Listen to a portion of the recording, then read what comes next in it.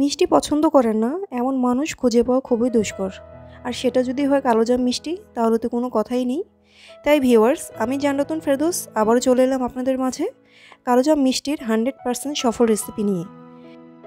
তাই ভিডিওটি না টেনে সম্পূর্ণ ভিডিওটি দেখতে থাকুন।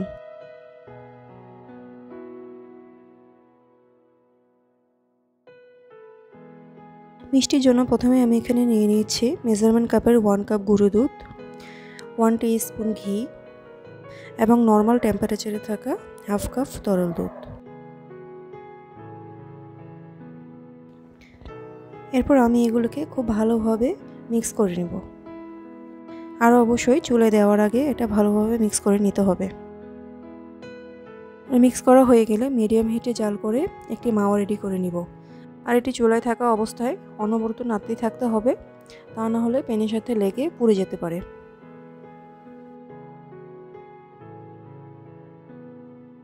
মাওয়ার কনসিস্টেন্সি এ পর্যায়ে চলে এলে আমরা এটিকে চুলা থেকে নামিয়ে নেব।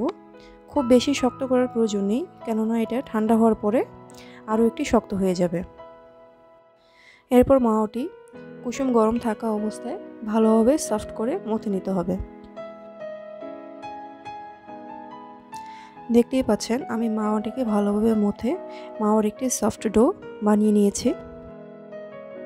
এরপর আমি এখানে দিয়ে দিব 3 টেবিল স্পুন ময়দা and half T spoon baking powder. আপনারা অবশ্যই মেজারমেন্টগুলো খুব ভালোভাবে খেয়াল করবেন, কেননা এই মেজারমেন্টে মিষ্টি বানালে মিষ্টি ফেল হওয়ার কোনো চান্স নেই।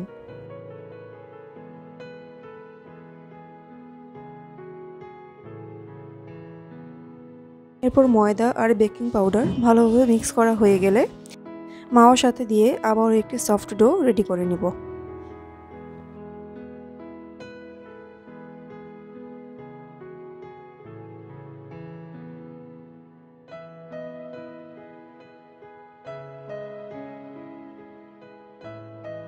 এরপর আপনারা যত বড় মিষ্টি খেতে চান তার অর্ধেক করে মিষ্টি বানিয়ে নিতে হবে, কেননা মিষ্টি ভাজার পর কিংবা শিরা যাওয়ার পরে মিষ্টির সাইজ আরও ডাবল হয়ে যায়।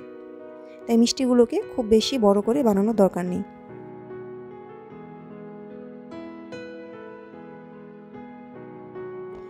মিষ্টি বানানো হয়ে গেলে আমি একটা প্যানে তেল নিয়ে নিচ্ছি।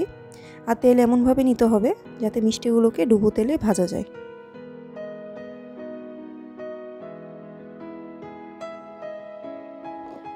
তেল হালকা কুসুম গরম হয়ে এলে কিংবা আঙুল দিয়ে রাখা যায় এমন গরম হয়ে এলে মিষ্টিগুলোকে তেলের মধ্যে দিয়ে দিতে হবে। আর মিষ্টিগুলোকে অবশ্যই একদম লো হিটে ভেজে নিতে হবে। মিষ্টিগুলো তেলের উপর উঠে এলে অনবরত নাড়তেই থাকতে হবে, তা না হলে মিষ্টি এক পাশে হবে, অন্য পাশটা আর ভাজা হবে না। তাই মিষ্টি ভাজতে দিয়ে এদিক সেদিক কোথাও যাওয়া যাবে না। দেখতেই পাচ্ছেন মিষ্টিগুলোর কালার খুব সুন্দর হয়ে এসেছে আর মিষ্টিগুলো ভাজাও হয়ে গিয়েছে। এ পর্যায়ে আমি মিষ্টিগুলোকে তেল থেকে তুলে নেব।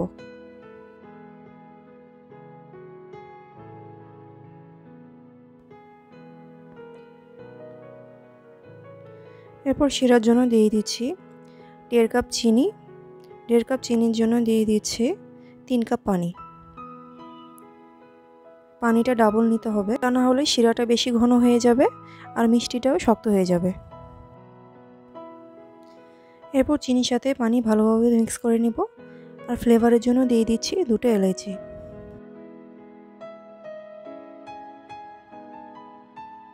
এরপর শিরায় একটা বড় কেলেই মিষ্টিগুলোকে দিয়ে দিব। শিরাটা কিন্তু খুব বেশি ঘন করা যাবে না, তা না হলে মিষ্টিগুলো শক্ত হয়ে যাবে।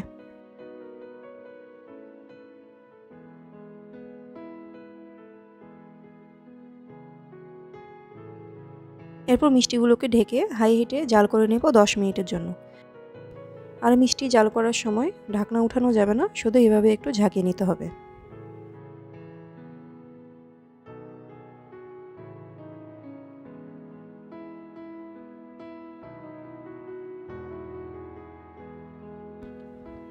চলে এলাম 10 মিনিট পরে।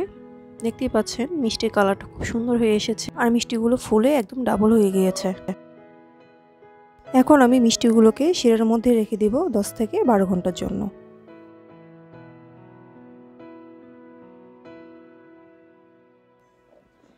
চলে এলাম 10 ঘন্টা পর। দেখতেই পাচ্ছেন মিষ্টিটা কত সুন্দর সফট আর রসালো হয়েছে। আমার রেসিপিটি যদি আপনাদের কাছে ভালো লেগে থাকে তাহলে প্লিজ আমার চ্যানেলটি সাবস্ক্রাইব করে দিবেন আর পাশে থাকা বেল বাটনটি প্রেস করে দিবেন। আর আমার ভিডিওতে লাইক, শেয়ার অ্যান্ড কমেন্টস করে পাশে থাকবেন।